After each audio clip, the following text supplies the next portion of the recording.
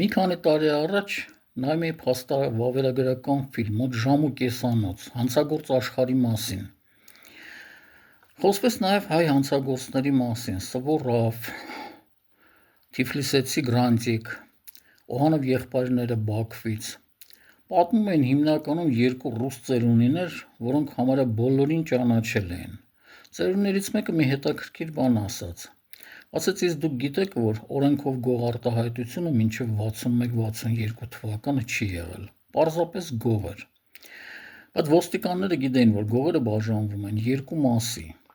որոնք թագադրվում են, իսկ մի մասը պարզապես գողություններ են անում այստեղից այնտեղից։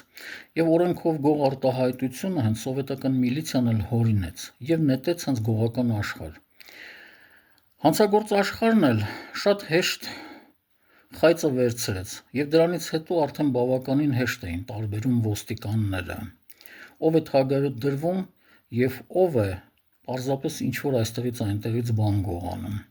Ապա ավելացրեց. սովետական միլիցիան միշտ շատ հեշտ կառավարել է հանցագործ աշխարհը։